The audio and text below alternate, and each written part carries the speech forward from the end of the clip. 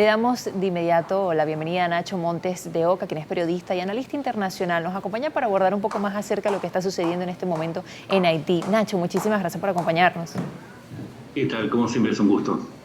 Nacho, ¿qué está sucediendo realmente en este momento en Haití? Pues todavía Haití está a la espera de la conformación de un consejo presidencial de transición, sin embargo, no se ha logrado. ¿Cuáles son los factores que lo impiden en este momento? Además de, por supuesto, una crisis y una ola de violencia que se vive en este momento. Particularmente porque dentro del CARICOM los 20 miembros principales no logran ponerse de acuerdo sobre cuál es la figura que podría controlar la vorágine de violencia que vive Haití, que recordemos sigue en curso. Ya es el 90% de la ciudad de Puerto Príncipe en manos de las bandas, y también porque cualquier figura que fueran a colocar o a nombrar tiene que lograr un delicado equilibrio para poder negociar con estas bandas una transición o una pacificación en Haití que por lo menos por ahora no está a la vista. Y además, Nacho, creo, si no me equivoco, durante las últimas horas, si no me equivoco ayer, Estados Unidos mencionaba, o la jefa del Comando Sur de Estados Unidos, Laura Richardson, dijo que estaban preparándose para un envío de fuerzas y así, por supuesto, lo aprobaba el Departamento de Defensa norteamericano. Es así. Lo que sucede es que Estados Unidos, además de los intereses propios de la embajada, las instalaciones diplomáticas en Puerto Príncipe, tiene intereses en empresas que son principalmente maquiladoras textiles que abastecen el mercado de Estados Unidos.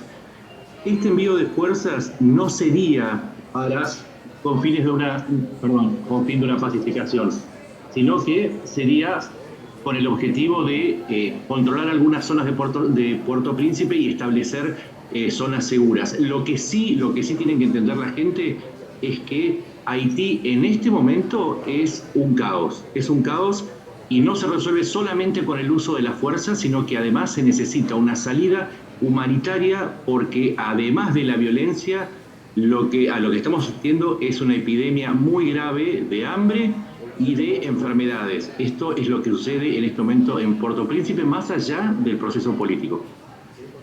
Nacho, y entonces, ¿cuál plantearías que podría ser la solución, tanto la comunidad internacional, los distintos organismos internacionales? Porque Haití es un país que tiene mucho tiempo en inestabilidad. ¿Por qué no se ha logrado la estabilidad en Haití a pesar de ciertos esfuerzos de la comunidad internacional en años anteriores? Básicamente por tres factores. En primer lugar, porque las bandas delictivas no obedecen solamente al lucro a través del crimen. Cada banda delictiva, de las mayores bandas delictivas, obedece a un grupo político en particular. En segundo lugar, porque Haití, más allá de algunas empresas textiles, no tiene una base económica firme sobre la cual pueda asentar su proceso de pacificación. Y en tercer lugar, porque a causa del caos que se vive en Haití hace tantos años, Haití se ha convertido en la zona de paso de cargamentos de droga provenientes de Sudamérica o de Jamaica, y también en un factor que hay que tener también en cuenta, en un factor de presión a Dominicana que comparte la isla de la Española, que además no lo mencionamos al principio. Dominicana necesita una solución que implique que la migración de los refugiados y de las personas que huyen de la violencia no se asienten en Dominicana. Entonces tenemos toda esta serie de factores que es lo que hacen que se dificulte el hambre, la violencia, la política, y además porque tenemos que entender otra cosa. Cualquier intervención en Haití se va a enfrentar a 25.000 hombres fuertemente armados, y ya la misión de la ONU, que hasta 2017 intentó establecer la paz, falló precisamente porque es muy difícil, es un atolladero militar casi imposible de resolver, intervenir militarmente en Haití. O sea que no es, como lo dices, una tarea fácil para los mecanismos que se tomen a partir de ahora, si es que se toman, porque hemos visto muchos retrasos con respecto a eso específicamente que mencionaba, y por ejemplo ayer se encontraron al menos 14 cadáveres, incluso en zonas acomodadas de Haití, y vemos cómo se sigue extendiendo entonces esta violencia. ¿Cómo ahora también es a nivel social el día a día en Haití, a nivel económico? ¿Cómo afecta todo esto incluso al haitiano, al día a día? Más allá de, por supuesto, la crisis política, también hay una crisis humanitaria.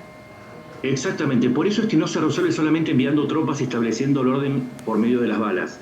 El 40% de la población de Haití depende hoy para sobrevivir de la ayuda humanitaria. La ayuda humanitaria se ha cortado a causa de la violencia, o por lo menos ha disminuido en mucho.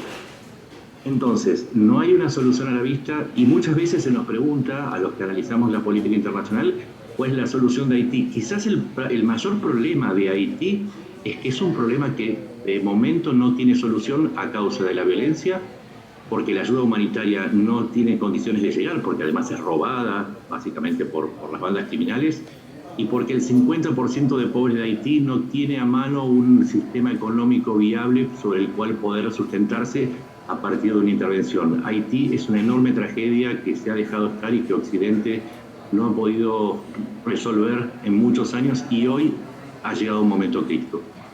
E incluso ahora se entorpecen otros mecanismos que ya prácticamente estaban resueltos, como por ejemplo era el envío de una misión internacional que se acordó en Kenia. Entiendo que se retrasa esto porque no se ha conformado este gobierno de transición o este consejo presidencial.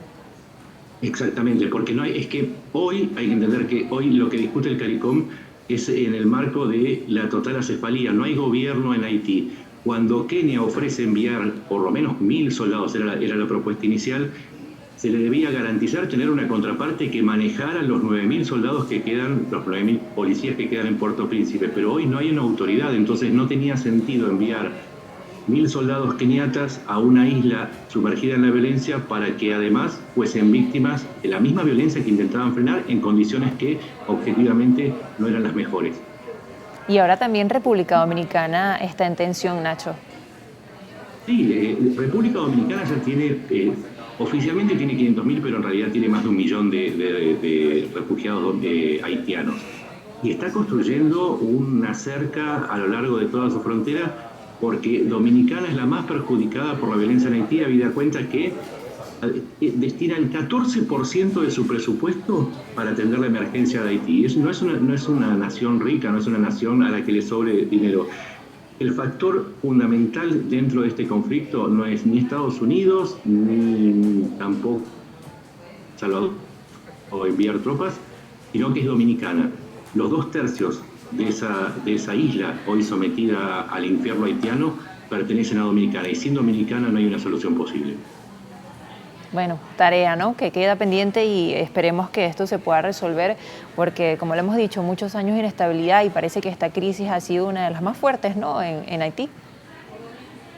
Así es que es por eso decía, a veces tenemos la sensación de que podemos tener un problema con una solución a mano, como sería el envío de tropas o el envío de ayuda humanitaria. Es tan complejo y es tan antiguo el problema de Haití, la nación más pobre de nuestro hemisferio, que quizás de momento no haya solución. Solamente pueden haber paliativos hasta que Haití encuentre también el camino para elaborar una solución que tiene que ser propia, como lo hizo a lo largo de toda su historia.